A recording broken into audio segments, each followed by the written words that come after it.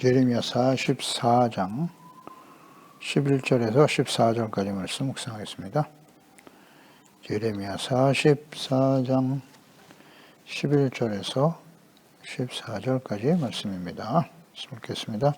그러므로 만군의 여호와 이스라엘 하나님께서 이와 같이 말씀하시니라. 보라, 내가 얼굴을 너에게로 향하여 환난을 내리고 온 유다를 끊어버릴 것이며 내가 또 애굽 땅에 머물러 살기로 고집하고 그리로 들어간 유다의 남은 자들을 처단하리니 그들이 다 멸망하여 애굽 땅에서 엎드러질 것이라. 그들이 칼과 기근에 망하되 낮은 자로부터 높은 자까지 칼과 기근에 죽어서 저주와 놀램과 조롱과 수치의 대상이 되리라.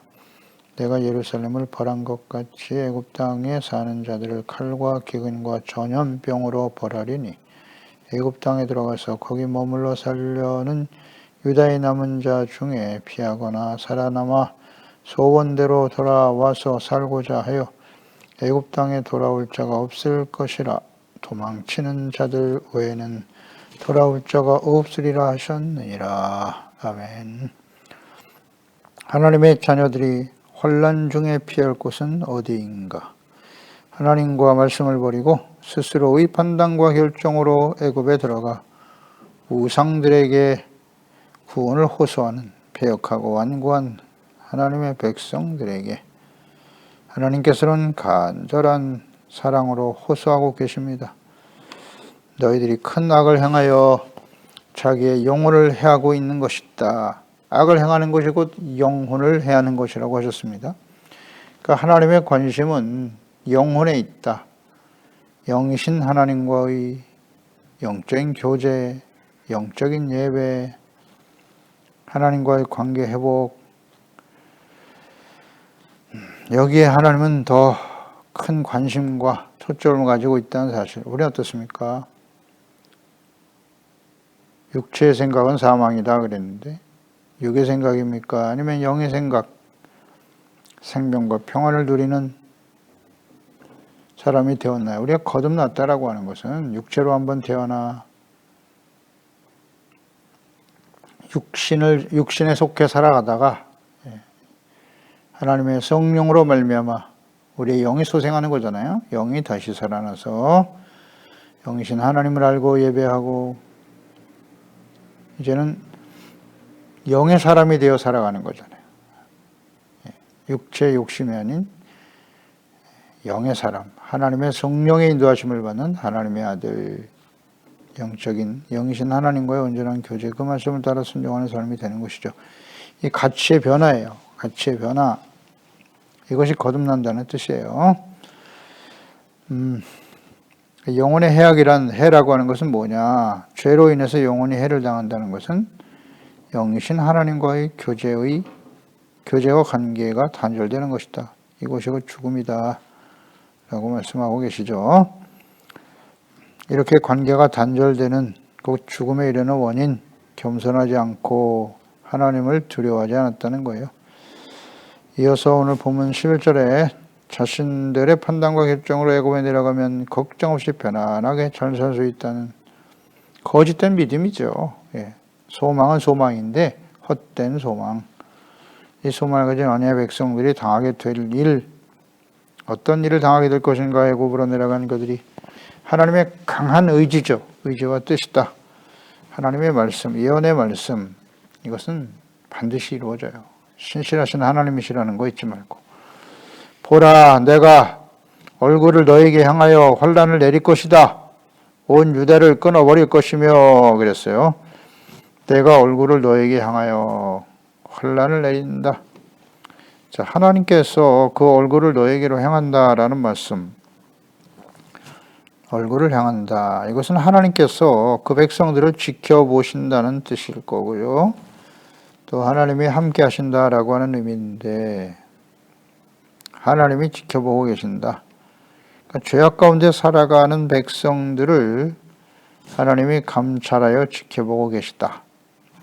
즉 회개하고 돌이키지 않으면 하나님의 그 얼굴은, 그 백성들을 향한 하나님의 얼굴은 하나님의 공의의 심판으로 나타난다는 것이에요. 하나님의 얼굴, 모세가 생을 마감하면서 유언하는 장면이죠. 신명기 31장입니다. 14절 18절에 여호와께서 모세에게 이르되 내가 죽을 기한이 가까웠다. 여호수아를 불러서 함께 회막으로 나아와라.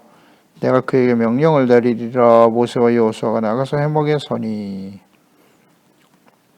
여호와께서 모세에게 이르시되 너는 내 조상과 함께 누우려니와 여기서 죽을 거야. 이 백성은 그 땅에 들어가 없나니 그 땅이 이방 신들을 따르며 일어날 것이다. 우상 숭배할 것을 알고 계시죠. 나를 버리고 내가 그들과 맺은 언약을 어길 거야. 어길 거라고 하나님 말씀하시네요. 내가 그들에게 진노하여 그들을 버리며 내 얼굴을 숨겨 그들에게 보이지 않게 할 것인즉 그랬습니다. 원인은 언약을 깨트린단 말이에요. 하나님의 백성들이 이방신을 따라 하나님을 버리고 우상을 섬김으로써 언약을 깨트리게 될 것이고 그럴 때 하나님께서는 진노하여 내 얼굴을 그들에게 숨겨버릴 것이다. 이 말씀, 얼굴을 숨긴다고 하는 것은 자비와 긍휼을 베풀지 않으시겠다는 거예요. 함께 하시지 않겠다는 의미겠죠. 이런 말씀도 하셨고 또 그들이 돌이켜 다른 신을 따르는 모든 악행으로 말미암아 내가 그때 반드시 내 얼굴을 숨기리라. 이런 표현도 하셨거든요. 그러니까 하나님의 얼굴이 숨겨진다고 하는 것은 하나님이 그들과 함께하지 않으시겠다는 거예요. 그리고 그 죄악 가운데 돌아오기를 끊임없이 하나님께서 선지자들을 보내고 말씀을 보내서 기다리시지만 돌이키지 않을 때 그 얼굴이 다시 나타나면 하나님의 공의로 나타난다는 사실이죠. 또한 얼굴을 나타내신다라고 하는 의미는 회개하고 돌이키는 자들에게는 용서와 구원을 베푸시는 사랑과 긍휼의 얼굴이기도 하죠. 역대하 7장 14절 내 이름으로 일컫는 내 백성이 그들이 악한 길에서 떠나 스스로 낮추고 기도하여 내 얼굴을 찾으면 그랬죠. 내가 하늘에서 듣고 그들의 죄를 사하고 그들의 땅을 고칠 거다. 여기서 하나님의 얼굴을 구하라는 말씀하셨어요. 악한 길에서 떠나 하나님의 얼굴을 구하라. 하나님이 함께 하시고 하나님과의 교제, 하나님과의 관계 회복을 원한다는 거죠. 그러기 위해서는 악한 길에서 떠나야 된다는 거죠. 그러니까 회개하고 하나님의 얼굴, 그 얼굴은 자비와 긍휼의 얼굴이죠. 죄를 용서해 주시고 긍휼과 사랑으로 품어주시는 하나님을 사모하라는 거죠. 의로우시고 거룩하신 하나님과의 관계 회복을 추구한다면 그런 뜻이잖아요. 얼굴을 구한다는 것은. 또 에스겔 선지자를 통해서 하신 말씀이죠. 에스겔 39장에 보면 24절에 내가 그들의 더러움과 그들의 범한 대로 행하여 그들에게 내 얼굴을 가리었었느니라. 신명기 말씀과 같죠. 악을 행하니까 얼굴을 가렸다. 더 이상 그들과 함께하지 않으셨다는 거죠. 29절에 보면 내가 다시는 내 얼굴을 그들에게 가리지 아니하리니 이는 내가 내 영을 이스라엘 족속에게 쏟았음이라. 주 여호와의 말씀이니라. 얼굴을 가린다는 것은 함께하지 않는다. 돌이키지 않는 그들에게 하나님의 얼굴은 공의 얼굴로 나타날 것이다. 그런데 에스겔 선지자 시대는 이제 포로로 끌려가서 연단을 당하고 있는 포로 생활을 지금 하고 있는 백성들이니까요. 그런 상태에서 주신 말씀이기 때문에 이 연단의 시간이 끝나고 나면 다시는 내 얼굴을 그들에게 가리지 않을 거야. 자비와 긍휼의 얼굴. 이런 말씀하셨죠. 그러니까 하나님의 얼굴이라고 하는 것은 하나님이 함께 하신다. 하나님이 지켜보신다. 그런 의미겠죠. 죄악된 길에 있으면 하나님의 공의로 나타날 것이고 겸손히 회개하고 돌이키면 자비와 긍휼의 얼굴로 나타나신다. 그렇게 어렵지 않죠.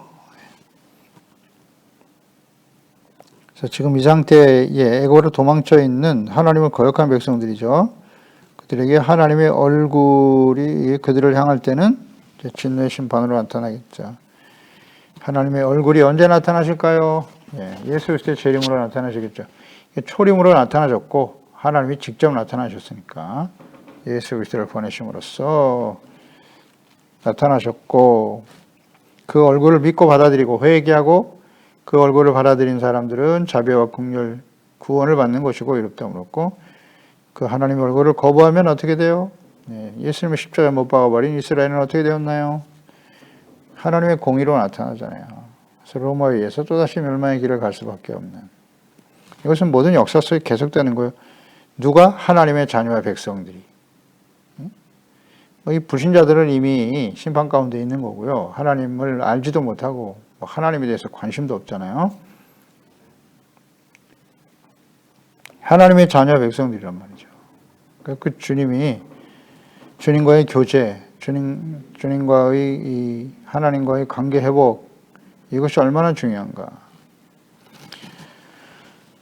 자비와 긍휼을 힘입어 나아갈 때 우리는 하나님의 진노에서 구원을 받게 되는 것이죠. 참 감사한 일이죠. 그래서 늘 하나님의 얼굴을 가까이 하는 것이 대단히 중요해요. 올 한 해 하나님께서 우리에게 주신 말씀이잖아요. 하나님을 가까이 하라. 하나님을 가까이 하는 사람 어떤 사람? 마음을 성결하게 하는 겁니다. 거룩하고 깨끗하게. 그리고 주 앞에서 겸손하라. 겸손해야 돼요. 그게 하나님을 가까이 하는 것이고, 그럴 때 자비와 긍휼로 주님은 그 얼굴을 우리를 향하여 우리와 함께 하신다는 사실. 당시 요한안과 유다의 남은 백성들이 애굽으로 내려간 이유가 뭘까요? 하나님께서 그 12절에 보면 애굽 땅에 머물러 살기로 고집하고 그리로 들어간 유다의 남은 자들을 처단할 것이다, 이런 말씀하셨어요. 처단한다. 하나님께서 하나님의 백성들을 처단하신답니다. 완전히 죄인으로 여겨 대적으로 삼으신다는 거죠. 대적. 다 멸망하여 애굽 땅에서 엎드러질 것이다. 그들이 칼과 기근에 망할 것이고, 12절입니다. 낮은 자로부터 높은 자까지 칼과 기근에 죽어서 저주와 놀램, 조롱, 수치의 대상이 될 거야. 누가? 하나님의 백성들이. 칼과 기근으로 망하게 하신다네요. 그러면 생각해 봐야죠. 요한안과 그 유다의 남은 백성들이 애굽으로 내려간 이유는 무엇일까? 칼과 기근으로 망하게 하신다는 표현을 쓰셨는데, 그들이 애굽으로 내려간 이유, 예레미야 42장에서 보았죠. 13절 14절에 보면 그러나 만일 너희가 너희 하나님 여호와의 말씀을 복종하지 아니하고 말하기를 우리는 이 땅에 살지 아니하리라 하며, 또 너희가 말하기를 아니라 우리는 전쟁도 보이지 아니하며 나팔 소리도 들리지 아니하며 양식의 궁핍도 당하지 아니하는 애굽 땅으로 들어가 살리라 하면 잘못되리라. 그러니까 이들이 하는 말을 하나님이 들으셨다는 거잖아요. 그러니까 그들이 왜 애굽으로 내려가려고 하느냐? 그곳에는 전쟁도 보이지 않고 나팔 소리도 들리지 않고 양식 궁핍도 당하지 않는 땅이 애굽 땅이다라고 말하고 생각하고 말하고 있었다는 거죠. 하나님이 그것을 알고 계시고 이 말씀을 하신 거예요. 그리로 내려가면 죽는다. 그러니까 그들은 애굽으로 내려가서 전쟁도 없고 양식도 풍성한 애굽에서 잘 살겠다는 뜻이에요. 평안을 누려보겠다. 그들이 애굽의 신들을 섬기더라도 우리는 그곳에서 잘 먹고 평안하면 그만이야. 이런 생각. 이게 참 하나님의 백성들이 이런 생각을 하고 있어요. 그러니까 하나님이 그들의 중심을 알고 계시죠? 그래? 거기서 너희들이 전쟁도 없고 평안하게 호의호식할 수 있다고 생각하니? 그러면 내가 칼과 기근을 그곳에 보낼 거야. 전쟁을 피해서 애굽으로 내려갔는데 애굽에 전쟁이 일어나네. 바벨론 왕이 애굽을 치게 될 것이라는 거죠.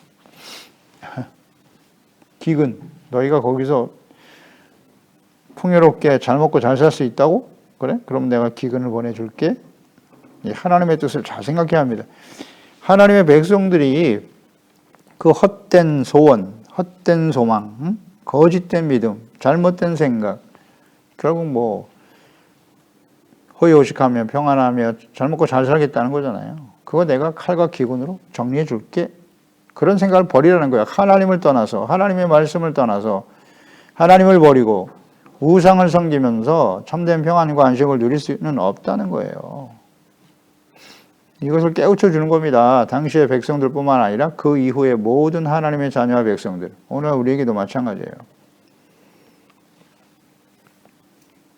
그러니까 하나님을 버리고 우상을 섬기는 그곳에서 풍족한 삶을 추구하려고 하는 것은 어리석은 잘못된 생각이에요. 하나님을 몰라도 너무 몰라. 모르기 때문에. 또 하나는 선지자를 통해서 끊임없이 가르쳐줬죠. 애굽에 내려가면 너희들이 이렇게 될 거라고. 근데 끝까지 거부하죠. 완고함. 자, 하나님께서 왜 이렇게까지 하시는 걸까요? 왜 이렇게까지 하시는 겁니까? 처단이라는 말씀 하셨고 칼과 기근까지 보내서 왜 이런 말씀을 하시는 거예요? 이거 하나님의 강한 의지잖아요. 하나님의 뜻이죠. 왜 이렇게 하시죠? 그냥 내버려 두시지? 남은 백성, 유다, 언약의 백성들은 하나님의 백성이에요. 거룩한 성민이란 말이에요. 성민. 구별된 사람들이라고요. 제사장의 나라입니다. 복의 근원이 되어야 될 사람들이에요. 그런데 그들이 하나님을 버리고 우상을 향해 달려간다?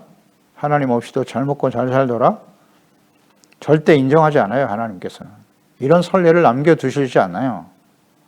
그들이 하나님의 자녀 백성이 아니라면 그냥 버리셔도 그만이죠. 하나님의 자녀잖아요.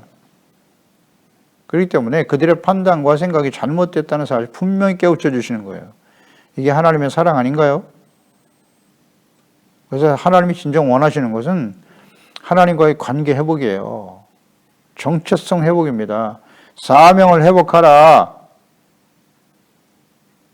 이것이 하나님이 진정 원하시는 일이기 때문에 이와 같이 끝까지 애국까지 내려가서 그들에게 이와 같은 말씀을 하시는 겁니다. 이러한 하나님의 소망과 뜻은 절대 변하지 않습니다. 우리가 요나서를 보면 잘 알 수 있죠. 요나. 니느웨 가서 하나님의 심판을 전하라. 그런데 요나는 그것을 거부했죠. 하나님의 뜻을. 그리고 다시스로 가는 배를 타고 반대 방향으로 도망쳤어요. 그래서 요나서 1장 3절 4절 요나가 여호와의 얼굴을 피하려고 일어나 다시스로 도망하려 하여 욥바로 내려갔더니 마침 다시스로 가는 배를 만난지라 여호와의 얼굴을 피하여 그들과 함께 다시스로 가려고 뱃삭을 주고 배에 올랐더라. 여호와께서 큰 바람을 바다 위에 내리심에 바다 가운데서 큰 폭풍이 일어나 배가 거의 깨지게 된지라. 그래. 하나님이 큰 바람을 보내시잖아요. 하나님의 낯을 피하고 하나님을 거부하고. 그러니까 큰 폭풍이 일어나서 배가 거의 깨지게 되었다 그러잖아요. 큰 폭풍을 보내시는 거예요. 하나님이. 그래서 배에서 내리게 하시잖아요.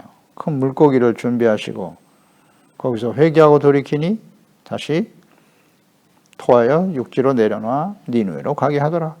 이분이 하나님이세요. 하나님이십니다. 끝까지 따라가시잖아요. 따라가셔서 잘못된 길에서 돌이키게 하시는 거예요. 이분이 하나님이세요.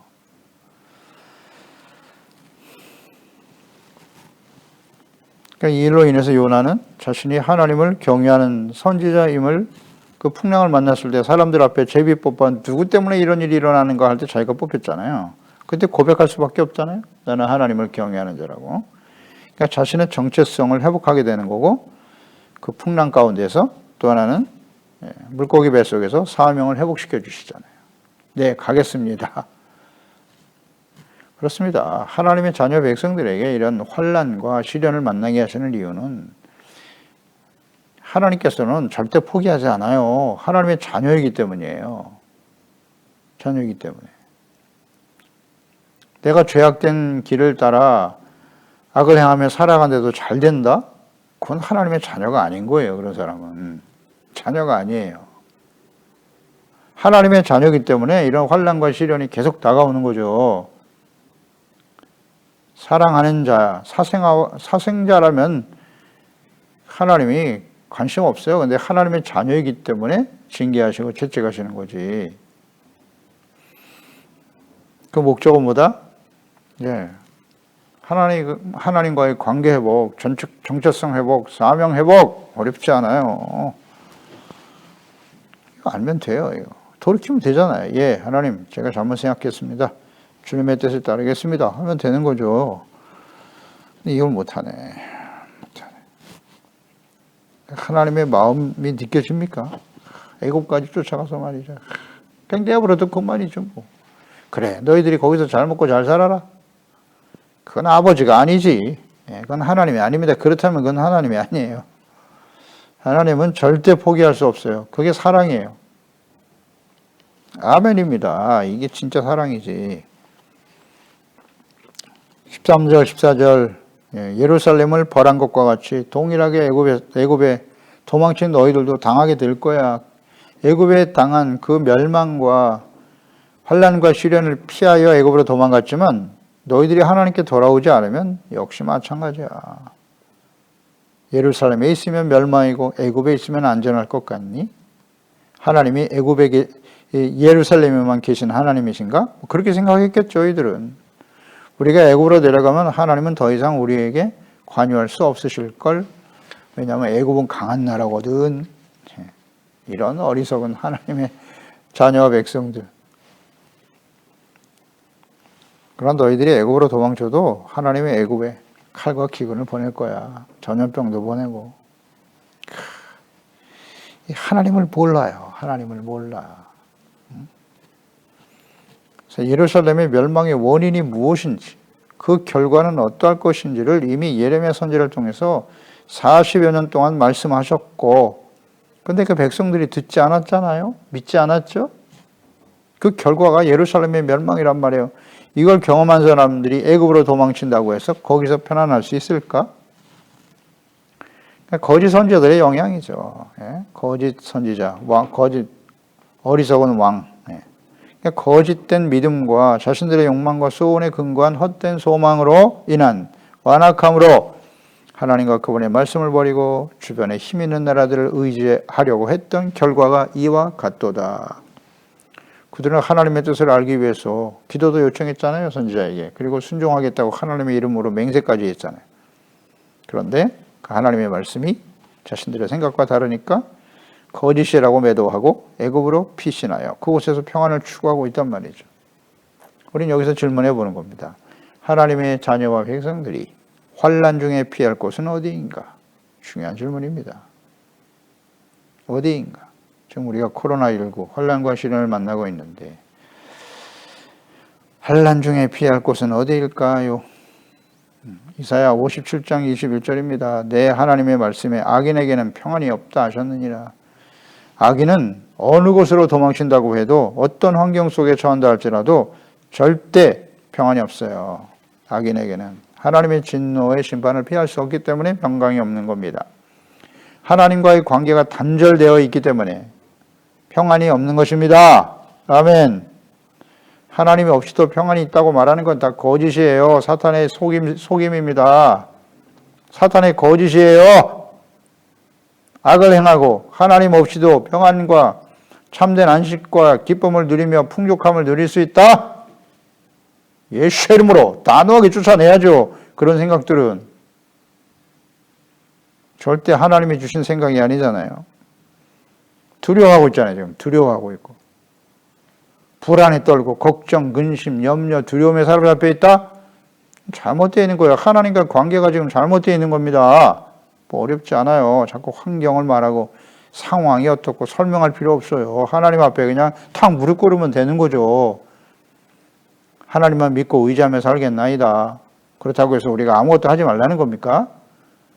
아니잖아요. 하나님이 세상 하나님이 없는 이방인들은 무엇을 먹을까 입을까 마실까 거기에 가치를 두고 하나님보다는 재물에 더 가치와 사랑을 두고 살아왔단 말이죠.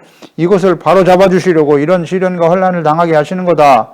그러면 하나님의 나라와 의를 먼저 구하는 가치 우선순위를 회복하는 거잖아요. 가치 우선순위, 삶의 목적, 내가 이 땅에 존재하는 이유는 뭐냐?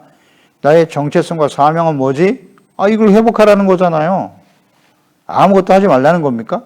가만히 있어도 하나님이 다 먹여주실 거라고? 그렇지 않잖아요. 삶의 우선순위, 사랑과 가치를 어디에 두느냐의 문제예요. 이것만 회복하면 나머지는 하나님께서 환경을 열어주실 것이고 필요를 채워주실 것이고 어렵지 않은데요. 이걸 잘 몰라요.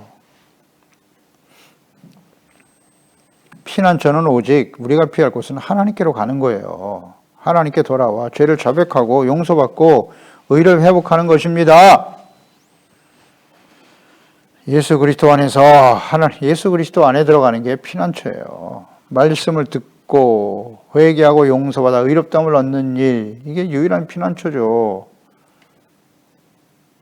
죄사함 받고 의롭다함을 얻는 겁니다. 로마서 14장 17절 하나님의 나라는 오직 성령 안에서 있는 의와 평강과 희락이에요. 의가 회복돼야 죄사함 받고 용서받는 것이 의잖아요. 그럴 때 평안과 기쁨이 찾아오는 거예요. 마태복음 11장 28절 29절 수고하고 무거운 짐지하더라 다 내게로 오라 내가 너희를 쉬게 하리라. 나는 마음이 온유하고 겸손하니 나의 멍에를 메고 내게 배우라. 그리하면 조건절 너희의 마음이 쉼을 얻으리라. 참된 안식은 어디에 있다? 예수님께로 돌아오는 거예요. 예수님께 돌아와. 예수님께 돌아와서 어떻게 하는 거예요?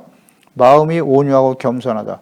온유하고 겸손한 예수님의 마음을 배우는 거예요. 온유, 하나님 말씀 앞에 자신의 생각을 쳐서 복종시키고 순종하는 거. 겸손, 자신의 죄를 인정하고 솔직하고 정직하게 하나님 앞에 자백하는 겸손.